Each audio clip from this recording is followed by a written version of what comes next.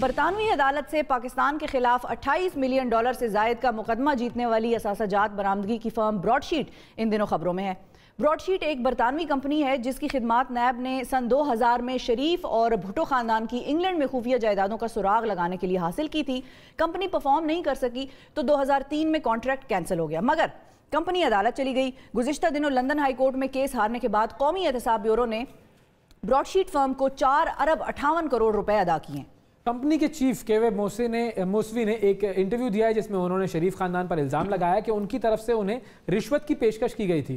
केवे मौसवी ने यह भी दावा किया है कि उनके पास शरीफ फैमिली के खिलाफ एवन फील्ड अपार्टमेंट से मुताल्लिक काफ़ी शवाहिद हैं। इन इल्ज़ामात से नवाज शरीफ और मरियम नवाज समेत मुस्लिम लीग नून की सियासत पर क्या असर पड़ेगा, बात करेंगे। एंकर पर्सन काशिफ अब्बासी साहब हमारे साथ मौजूद हैं। अस्सलाम वालेकुम काशिफ साहब, बहुत शुक्रिया प्रोग्राम में वक्त देने के लिए। सबसे पहले तो ज़रा समराइज़ करते हैं अगर आप हमारे नाजरीन के लिए कि ये जो ब्रॉडशीट स्कैंडल है ये है क्या।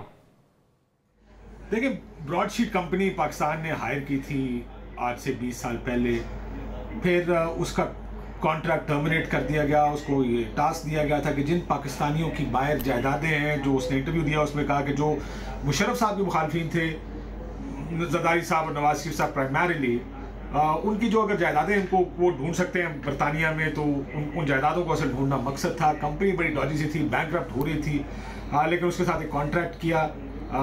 उसको ये भी लिस्ट बताई गई, जैसे आफ्ताब शेख साहब का नाम लेकर कहा कि किन किन नहीं ढूंढनी है, ये भी उनको कहा गया। सो ये था बुनियादी तौर पर इस कंपनी का काम। कंपनी क्लेम करती है हमने कुछ ढूंढा, पाकिस्तान का ख्याल है कि हमें सिर्फ और सिर्फ नुकसान हुआ इसमें, बरतानिया में उनको पैसे दिए गए।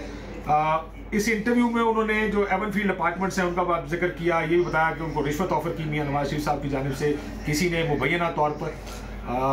अभी बहुत से एलिगेशंस, काउंटर एलिगेशंस हैं। दिस वाज लार्जली पर्पस जो आपने पूछा वही था इस कंपनी का कि पाकिस्तानियों की, खासकर मुशर्रफ साहब के मुखालफिन की जो जायदादें हैं। काशिफ साहब ये बताएं कि अब इससे शरीफ फैमिली को फिर नुकसान क्या होगा, और क्या इससे शरीफ खानदान को एज अ होल नुकसान होगा, या अब ये स्पेसिफिकली मरियम साहिबा को ज़्यादा नुकसानदेह होगा मरियम साहिबा के लिए? देखिए, मेरा ख्याल है किसी को नुकसान नहीं होगा। ये आज स्टोरी है, कल ये स्टोरी खत्म हो जाएगी। ये पैनामा लीक्स नहीं है। पैनामा लीक्स का स्कोप बहुत बड़ा था, वो that was a very different story. उसमें जो फिगर्स थे वो फैक्चुअल फिगर्स थे, कंपनी के लीक डॉक्यूमेंट्स थे जिसमें किस किस ने कंपनी छुपाया हुआ था, किस किस ने कंपनियों को वेल किया हुआ था, पर्दों में छुपाया हुआ था, वो सारा कुछ सामने आया था। ये एक शख्स का बयान है, ये आज है, कल मेरा ख्याल है ये तुम्हारे पर्दा स्क्रीन से उतर जाएगा। मुझे नहीं लगता इसका किसी को भी नुकसान। तो अब ये पनामा की अगर हम बात करें तो पनामा भी एक इंटरनेशनल स्कैंडल था, अब ये भी इंटरनेशनल स्कैंडल है। ब्रॉडशीट स्कैंडल आने के बाद या दोबारा मंजर आम पर आने से पीडीएम को क्या कोई मजबूरी तौर पर नुकसान होगा? नहीं, जिसका मेरा नहीं ख्याल इसका किसी को नुकसान होगा, क्योंकि देखिए इस तरह के अव्वल तो पीडीएम या अक्सर जमातों को इन चीज़ों से फ़र्क नहीं पड़ता कि कौन किस पर क्या इल्ज़ाम लग रहा है, क्योंकि इल्ज़ाम तो इन सब पर तारीखी तौर पर बड़े अरसे से लगते आए हैं। लेकिन एक स्टोरी होती है जो स्टिक करती है, वो जो लॉन्ग टर्म स्टोरी होती है जिसके ऊपर जिसको परसू करते हैं लोग, उसके लिए उसका क्रेडिबल होना बड़ा ज़रूरी है, उसके लिए डॉक्यूमेंट्स होना बड़ा ज़रूरी है। इसमें सारा हेर से है, ज़बानी इल्ज़ाम है, इंटरव्यू है, उससे ज़्यादा कुछ नहीं है इसमें। सो इस वजह से मुझे नहीं लगता कि ये स्टोरी ज़्यादा चलेगी अनलेस मजीद रेवलेशंस आए। देखिए, एक प्रेशर ये डाला जा रहा है या जा सकता है इस वक्त मुस्लिम लीग नून पर कि आप इनके ऊपर हद तक इज्जत का दावा करें, क्योंकि वो बड़ा आसान केस होता है। बरतानिया के कवानीन आप जानते हैं, बड़े आसान कानून है इसका, बरतानिया में सज़ा बड़ी आसानी से हो जाती है। सो अगर वो कर दे तो कंपनी को साबित करना पड़ेगा जो इल्ज़ाम वो लगा रहे हैं वो ठीक है। लेकिन अगर मुस्लिम लीग नून नहीं भी इसके ऊपर कोई केस करती, मुझे नहीं लगता कि उसके ऊपर ज़्यादा प्रेशर रहेगा। अगर कोई नए फैक्ट सामने आए वो अलग बात है, इस वक्त तो मुझे नहीं लगता ये स्टोरी कहीं आगे जाएगी। तो काशिफ साहब ये बताएं कि ब्रॉडशीट स्कैंडल पर बैनुल वज़ारत कमेटी भी बना दी गई है, तो अब ये कमेटी फिर क्या करेगी?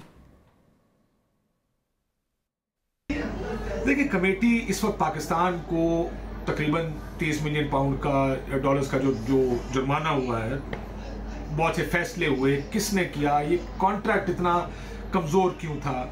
मैंने शहजाद अकबर साहब का ये बयान भी देखा, उन्होंने कहा जी कॉन्ट्रैक्ट कमज़ोर था इसलिए हमें इसका नुकसान हुआ है।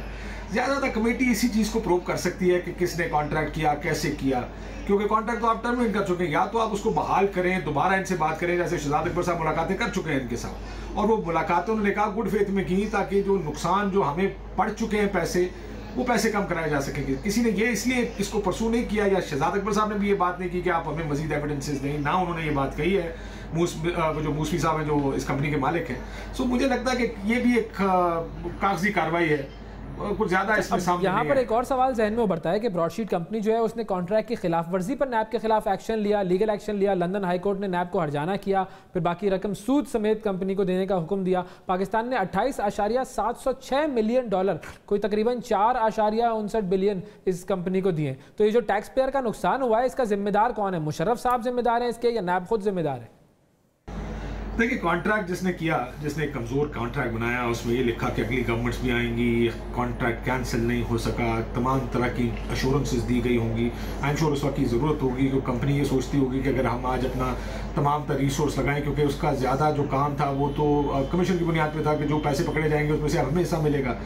तो अगर आपने इस चीज़ को करना है तो वो इस तरह का कॉन्ट्रैक्ट होता जिससे निकलना भी आसान होता। हम तो पैसे दे दे के थक गए, कार्गे का पैसा हो, रेकोडिक के पैसे हैं, कहाँ हमें हमारी पाकिस्तान की ठुकाई नहीं होती, हम कॉन्ट्रैक्ट्स करते हैं, उस कॉन्ट्रैक्ट से निकल जाते हैं।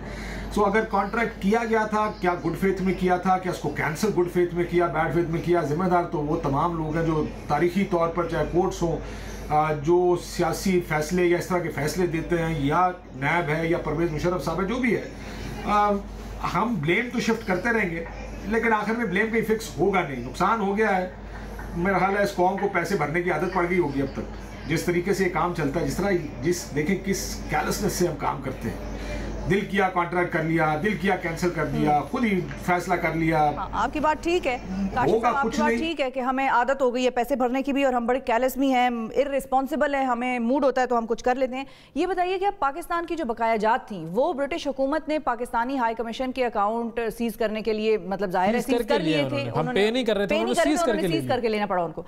अब नैब कुछ और कहती है, ब्रॉडशीट कुछ और कहता है, मौसवी ये कहता है कि NAB is lying to the people of Pakistan. तो अब आवाम किसको सुने?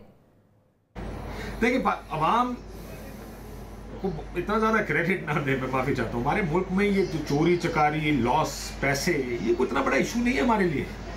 ये पाकिस्तानी कौम है। यहाँ पर आपको अगर पता हो, जब जहाँ नारे लगते हो कि जी खाता लगाता भी है टाइप, अगर लोग बिलीव भी करना शुरू कर दें इन चीज़ों को, और जहाँ पे चोरी चकारी इतनी रैम्पेंट है जिस तरह होती है पाकिस्तान में, हर चीज़ में पैसे बनाते हैं, और ये खुद पाकिस्तानी, हमारे पाकिस्तानी खुद पैसे बनाते हैं।